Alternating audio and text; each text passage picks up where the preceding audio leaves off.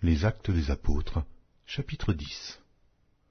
Il y avait à Césarée un homme nommé Corneille, centenier dans la cohorte dite italienne. Cet homme était pieux et craignait Dieu avec toute sa maison. Il faisait beaucoup d'aumônes au peuple et priait Dieu continuellement.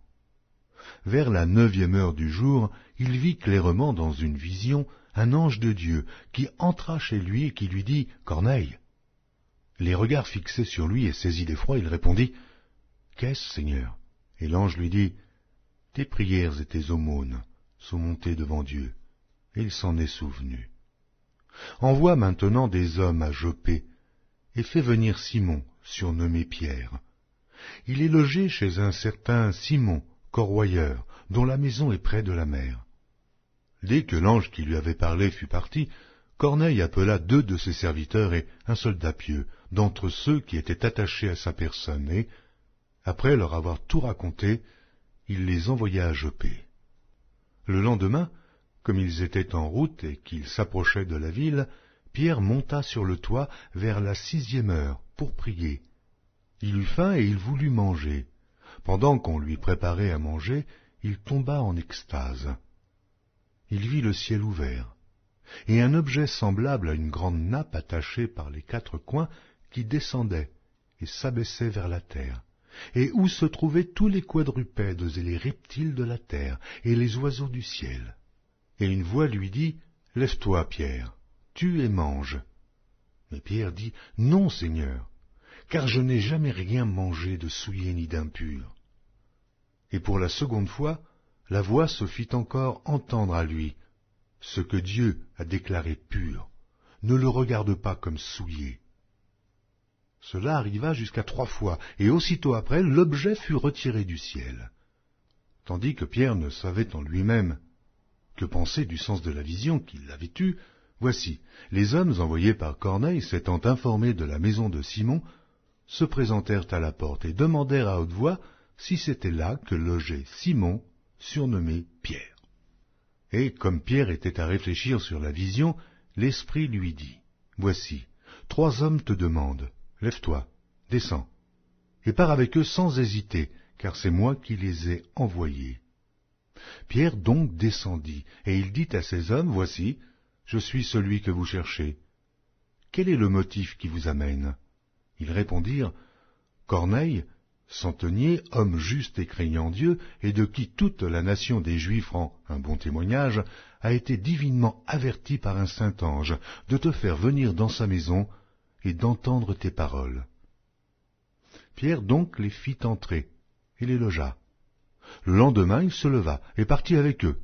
Quelques-uns des frères de Joppé l'accompagnèrent. Ils arrivèrent à Césarée le jour suivant. Corneille les attendait et avait invité ses parents et ses amis intimes. Lorsque Pierre entra, Corneille, qui était allé au-devant de lui, tomba à ses pieds et se prosterna. Mais Pierre le releva en disant « Lève-toi, moi aussi je suis un homme. » Et conversant avec lui, il entra et trouva beaucoup de personnes réunies. « Vous savez, leur dit-il, qu'il est défendu à un juif de se lier avec un étranger ou d'entrer chez lui. Mais Dieu m'a appris à ne regarder aucun homme comme souillé et impur.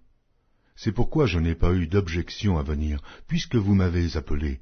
Je vous demande donc, pour quel motif vous m'avez envoyé chercher. » Corneille dit, « Il y a 4 jours, à cette heure-ci, je priais dans ma maison à la 9e heure, et voici, un homme vêtu d'un habit éclatant se présenta devant moi et dit, « Corneille, ta prière a été exaucée, et Dieu s'est souvenu de tes aumônes.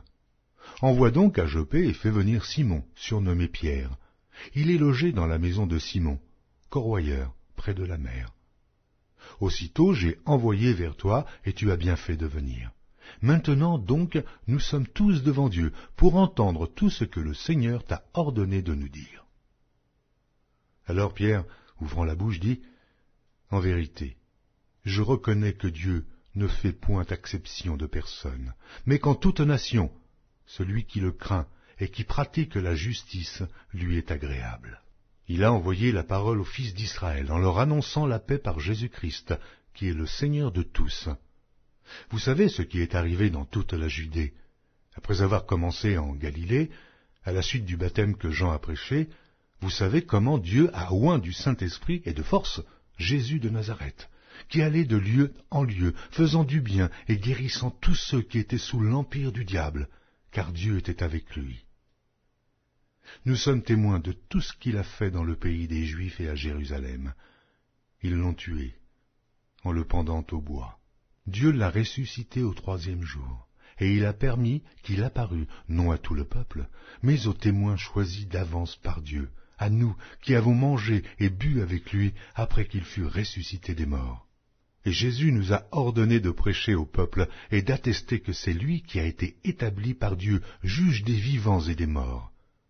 Tous les prophètes rendent de lui le témoignage que quiconque croit en lui reçoit par son nom le pardon des péchés. Comme Pierre prononçait encore ces mots, le Saint-Esprit descendit sur tous ceux qui écoutaient la parole.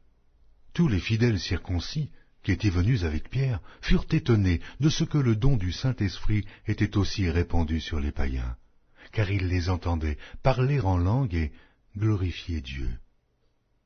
Alors Pierre dit, « Peut-on refuser l'eau du baptême à ceux qui ont reçu le Saint-Esprit aussi bien que nous ?»